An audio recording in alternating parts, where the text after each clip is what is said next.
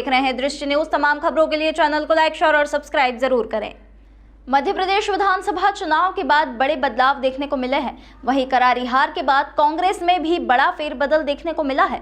पूर्व सीएम कमलनाथ के स्थान पर जीतू पटवारी को प्रदेश अध्यक्ष की बड़ी जिम्मेदारी सौंपी है। जीतू पटवारी भले ही विधायकी हार गए हो, लेकिन पार्टी को उनमें अब भी संभावनाएं नजर आ रही है और लोकसभा चुनाव सिर पर है।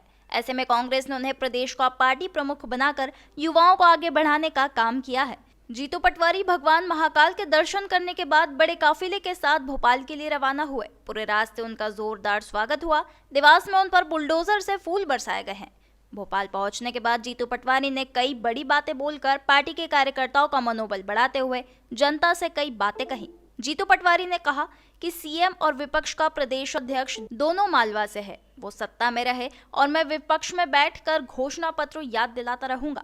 मेरी प्राथमिकता है कि 40% वोट मिला है, उसे बढ़ाकर 51% करने का लक्ष्य है। मैं मानता हूं कि पूरे रास्ते जिस तरह का स्नेह मुझे मिला है उससे मैं अभिभूत हूं। मेरी 3 प्राथमिकताएं रहेंगी। कांग्रेस का 51% वोट शेयर हो जाए, लोकसभा में कांग्रेस की सीटें बढ़े और बीजेपी को उनका घोषणा पत्र पूरा करना पड़े। 3000 गेहूं और 3100 धान का एमएसपी करना ही पड़ेगा और 450 का गैस सिलेंडर करना होगा। माता की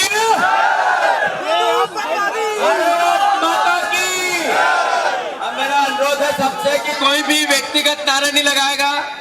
इतना सुबह 9 बजे से रात के 9 बजे अद्भुत उत्साह और भरोसा कांग्रेस के कार्यकर्ताओं पर तो कांग्रेस की विचारधारा पे है। 1 मिनट भैया, मैंने अनुरोध किया है कि नारे नहीं लगाना है। मैं सभी परिवार के साथियों से अनुरोध करता हूं कि इतना उत्साह मानने में नहीं आता है कि हम चुनाव हारे हुए, मानने में नहीं आता है। इतना भयंकर उत्साह होने के बाद, इतना अत्यधिक उत्साह होने के बाद सुबह 9 बजे से रात को 9 बज गए भोपाल आते आते, या 3 बजे आना था। मैं आपके इस प्यार का, दुलार का, सत्कार का ऋणी भी हूं और अभिभूत भी हूं। साथियों, हमारे बीच में हमारे पूर्व अध्यक्ष और मेरे बड़े भाई आदरणीय अरुण यादव जी हमारे बीच में, जरा जोरदार तालियों से उनका स्वागत करें आप। हमारे सारे वरिष्ठ, जिसमें राजेंद्र सिंह जी, रामनिवास रावत जी, सज्जन वर्मा जी और सभी हमारे परिवार के वो साथी, जो मैं नाम लूंगा तो थोड़ा लंबा हो जाएगा, पर सभी हमारे वो साथी जो युवा है, मैं उन सबसे अनुरोध करता हूं जरा एक बार खड़े होकर बता दें कि सारे मेरे भाई हैं परिवार के। अरे जेवी खड़ा हुआ यार, दोस्त है तू मेरा।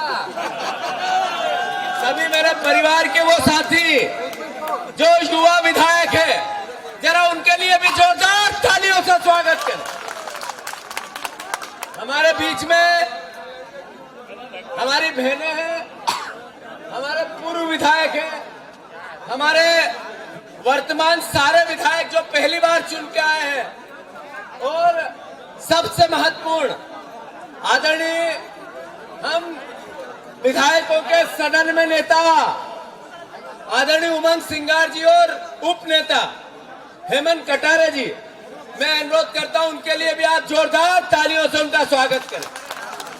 साथियों, प्रजातंत्र, लोकतंत्र, इसकी 2 पटरियों पे ये चलता है। एक पटरी होती है जो सत्ता के साथ, सत्ता को सदुपयोग के साथ प्रदेश की सेवा करे, और दूसरी पटरी जो विपक्ष की होती है और एक साथ चलती है। जो वचन पत्र भारतीय जनता पार्टी ने दिया, अब हमारे हाथों में ये बीजेपी का वचन पत्र होना चाहिए। ये बीजेपी के वचन पत्र में इन्होंने 3000 हमारी बहनों को देने का कहा था या नहीं कहा था? आदरणीय शिवराज जी भैया ने बहनों को 3000 रुपया जैसे ही सरकार बनेगी मैं दूंगा। अब भैया तो चले गए, अब बहनों के भैया हो आप। 3000 जब तक नहीं मिले विपक्ष को, कांग्रेस को सड़क पर रहना चाहिए कि नहीं रहना चाहिए? साथियों, 3,000 रुपया कुंटल किसानों के गेहूं की मांग थी, 2700 रुपए बीजेपी ने कबूल किया। इसमें लिखा है 2700 रुपए पहली कैबिनेट में करना था कि नहीं करना था? जब तक नहीं करेंगे हम सड़क पर रहेंगे कि नहीं रहेंगे? 3100 रुपए धान का दाम, हर घर को रोजगार, 2 लाख नौकरियां, 450 रुपए का सिलेंडर, ये सब शिवराज जी चिल्ला चिल्ला कर कहते थे कि नहीं कहते थे? प्रेम की, प्यार की, मोहब्बत, सबको एक दूसरे के लिए कुछ न कुछ त्याग करने की भावना ही भारत की भावना है, और यही आइडियोलॉजी सर्वधर्म समभाव की कांग्रेस पार्टी की है। हम सब मिलकर जरूर हम हारे हैं, मुझे पता है कि हताशा और निराशा भी आम कांग्रेस के कार्यकर्ता में है, पर मैं आप सबसे अनुरोध करना चाहता हूं कि जितना तगड़ा झटका लगता है उतनी बड़ी सफलता लगती है, मिलती है। हमारे सामने चुनौती है लोकसभा के चुनाव की, हमारे सामने चुनौती है भारतीय जनता पार्टी का जो 25 साल का कुशासन था, उसके बाद भी वो 15-18 साल का कुशासन था, उसके बाद भी वो जीत गई, इससे जनता को आभास कराने की।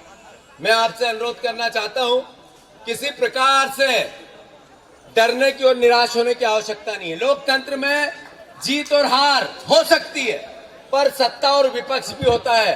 विपक्ष में रहकर हम सेवा कैसे करें, इस भावना को अंतर मन में ये एहसास हमें होना चाहिए कि हम प्रदेश की समृद्धि के लिए सकारात्मक विपक्ष चाहते हैं।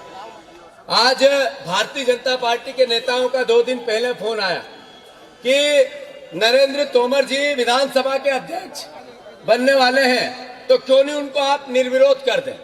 हमने पहल की, सकारात्मक विपक्ष की भूमिका हमारे नेता प्रतिपक्ष ने इस भावना को विधायकों की सहमति से पूर्ण की कि हाँ निर्विरोध करते हैं।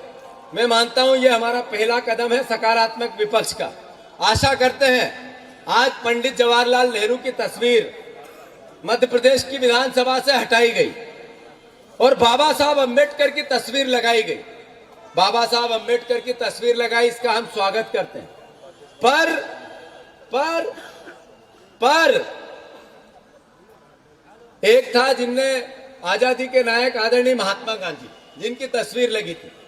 एक थे बाबा साहब अम्बेडकर जो संविधान के निर्माण करने में सबसे बड़े प्रेरणा थे, और एक थे जिन्होंने भारत का निर्माण किया, भारत की आजादी के लिए कई सालों तक जेल में गए।